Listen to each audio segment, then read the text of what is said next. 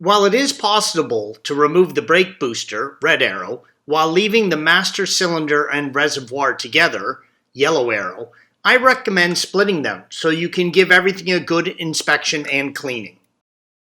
Please see the link at the end of this video for additional assistance on master cylinder replacement. In this article, I split and remove them, and this does mean that you will need to bleed the entire braking system when you reinstall everything. Whether or not you choose to separate the reservoir and master cylinder, you do need to replace the O-ring on the rear of the master cylinder as indicated by the red arrow. This O-ring creates the vacuum seal between the master and the booster. To remove the master from the booster, use a 13mm wrench and remove the two nuts, as indicated by the red arrows, and slide the master forward and off the booster. Now is a really good time to clean up any spilled fluid, dirt, and debris under the booster, red arrow. Use a 19mm wrench and separate the vacuum line from the booster, as indicated by the red arrow. Use care as this line is plastic and it gets brittle over the years. Now move to the interior of the vehicle and remove the under dash panel.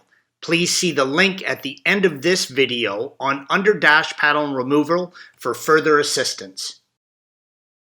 Follow the brake pedal up to where it meets the shaft for the booster. You are going to use a set of pliers or a flathead screwdriver to remove the retaining clip, red arrow. This is a really tight area to work, so you may want to remove the front seat so you can lie on your back while doing this. Remember to take your time and have some patience. Once the clip is out, push the retaining bolt out from the shaft and separate the shafts. Remove the four 13mm nuts holding the booster to the firewall. Again, this is a really tight area to work.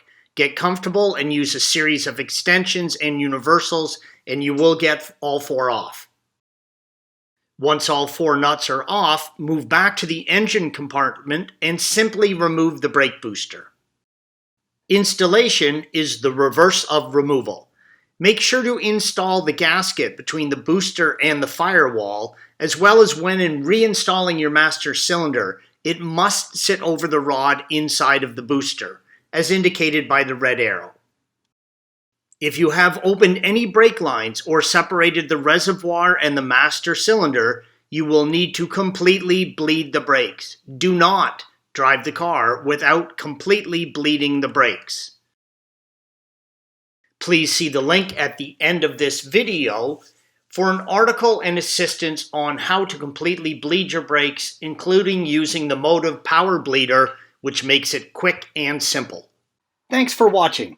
Click here to view the original article, along with hundreds of other DIY content for your car.